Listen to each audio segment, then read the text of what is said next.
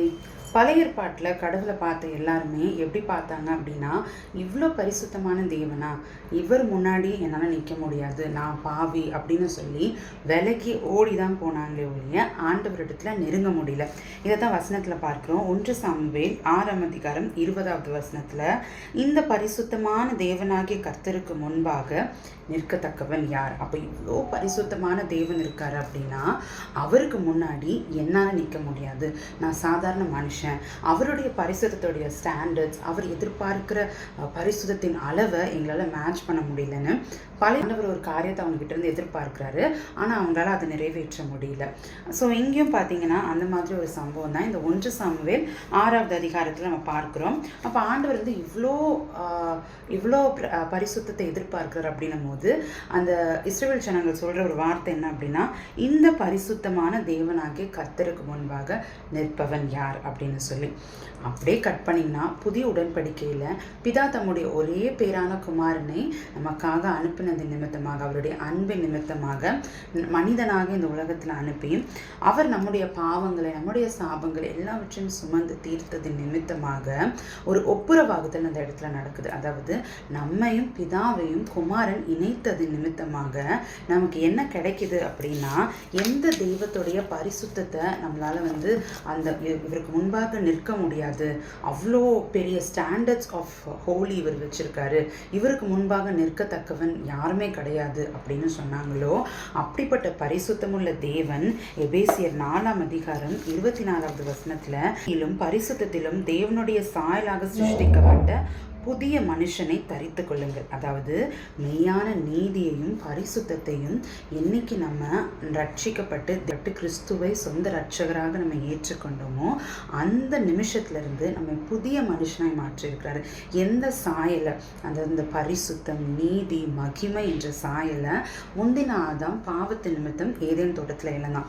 ஆனால் பிந்தின ஆதாமாகிய கிறிஸ்து நமக்கு, புதிய மனுஷனாகிய நமக்கு அதை மீட்டு கொடுத்துருக்கிறாரு.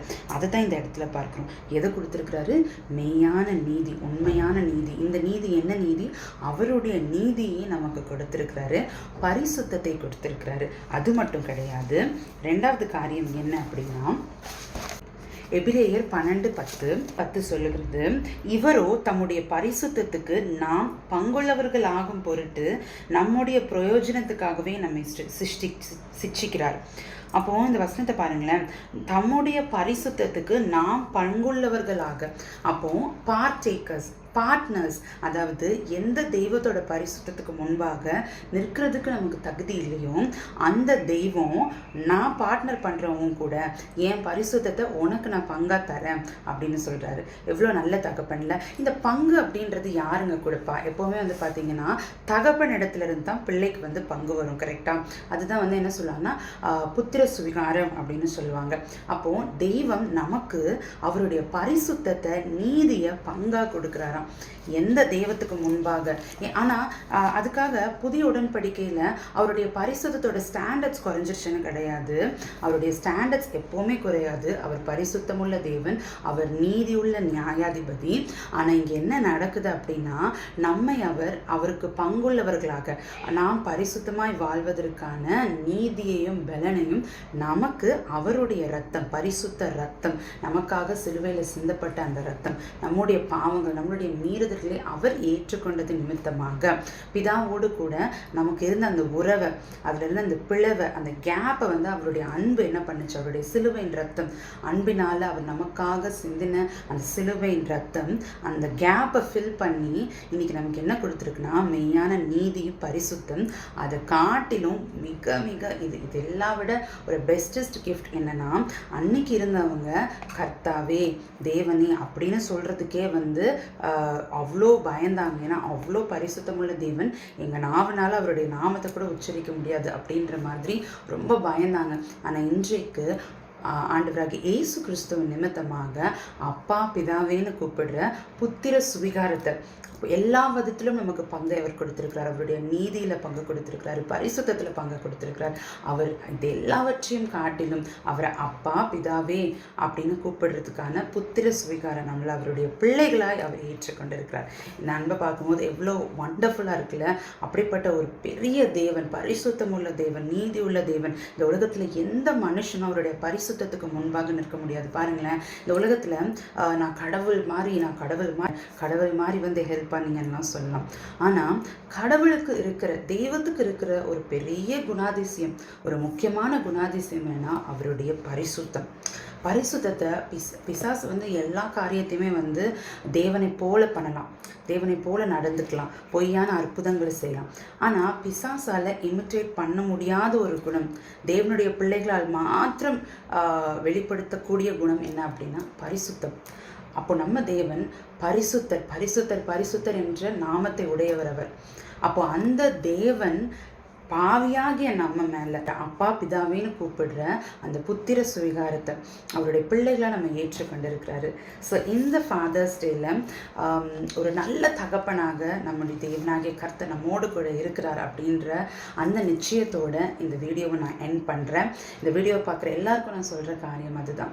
அவர் நமக்கு எல்லாவற்றிலும் பங்குள்ளவர்களாய் மாற்றிருக்கிறார். அவருடைய மெய்யான நீதியில், பரிசுத்தத்தில் அவருடைய பிள்ளையாக நம்மளை மாற்றிருக்கிறார்.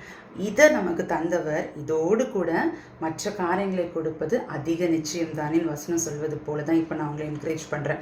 இதை நம்ம வாழ்க்கையில் அவர் கொடுத்துருக்கிறார் அப்படின்னா இன்றைக்கு ஒரு வேளை ஒரு வேலைக்காக நீங்கள் காத்துட்ருக்கலாம், இன்னைக்கு ஒரு வேளை உங்கள் பிள்ளைக்காக நீங்கள் காத்துட்ருக்கலாம், ஒரு வேளை திருமண வாழ்க்கைக்காக நீங்கள் காத்துட்ருக்கலாம்.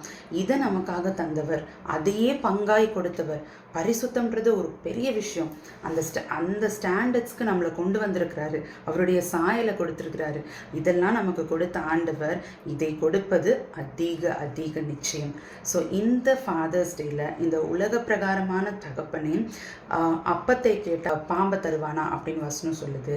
அப்போ நம்ம தகப்பன் நல்ல தகப்பன், அவர் நன்மை செய்கிறவரார் மாத்திரம் தான் சுற்றி தெரிந்தார். அப்போ நம்ம தகப்பன் நமக்கு எது நன்மை, நமக்கு என்ன தேவை அப்படின்றத அதின் காலத்தில் நேர்த்தியாக அழகாக செம்மையாக செய்கிறதுக்கு அவர் வல்லமை உள்ளவராகவும் போதுமானவருமா இருக்கிறார். இதையே நமக்கு அள்ளி அழகாக கொடுத்த தேவன் அதை நமக்கு கொடுக்க மாட்டாரா? ஸோ அந்த நிச்சயத்தோட இந்த ஃபாதர்ஸ் டேவை தேவனோடு கூட நம்ம செலிப்ரேட் பண்ண போகிறோம். இந்த நாளை நம்மளுடைய மெய்யான தகப்பன், நமக்காக ஜீவனையே கொடுத்த நல்ல தகப்பனோடு கூட நம்ம இந்த ஃபாதர்ஸ் டேவை நம்ம செலிப்ரேட் பண்ண போகிறோம். ஸோ இந்த ஃபாதர்ஸ் டேயில் ஒரு வேளை எனக்கு நீங்கள் உங்கள் தகப்பனை இழந்திருக்கலாம், தகப்பன் இல்லை, எனக்கு அப்பா இல்லை, எங்கள் அப்பா இறந்துட்டாங்க அப்படின்னு சொல்லி ஒரு வேதனையோடு நீங்கள் இருக்கலாம்.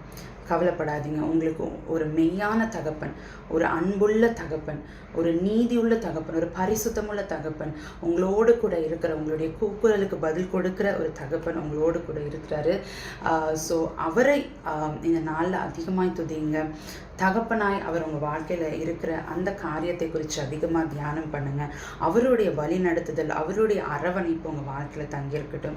ஒருவேளை நீங்கள் ஒரு ஃபாதராக வெயிட் பண்ணிகிட்ருக்கீங்க, சீக்கிரம் நான் ஒரு தகப்பன் ஆகணும் வெயிட் பண்ணிகிட்ருக்கீங்க அப்படின்னா நிச்சயமாகவே அந்த அபிஷேகத்தை ஆண்டவர் இந்த வருடத்தில் இந்த ஃபாதர்ஸ் டேயில் ஆண்டவங்களுக்கு கொடுக்கட்டும்.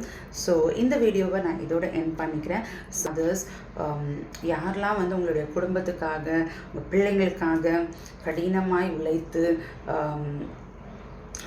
அதிகமாக உங்கள் பிள்ளைங்களுக்காக அன்பு செலுத்தி உங்கள் குடும்பத்தை அழகாக நடத்திட்டு வரீங்களோ அப்படிப்பட்ட எல்லா ஃபாதர்ஸ், நாட் ஒன்லி ஃபாதர்ஸ், பிள்ளைகளை பெற்றவர்கள் மாத்திரம் ஃபாதர்ஸ் கிடையாது. ஒரு பிள்ளை எனக்கு வரணும் அப்படின்னு சொல்லி நான் பிள்ளை ஆண்டு எனக்கு கொடுத்தாருன்னா சூப்பராக வளர்ப்பேன், ஒரு தரமான ஒரு பிள்ளைய ஆண்டோடைய ராஜ்யத்துக்கு நான் கொடுப்பேன் அப்படின்னு சொல்லி ஒரு பொருத்தனையோடு காத்து கொண்டிருக்கிற வெயிட்டிங் டேட்ஸுக்கும் இந்த ஃபாதர்ஸ் டேல நான் விஷ் பண்ணிக்கிறேன். So happy Father's day to all lovely fathers out there. Have a nice day. God bless you.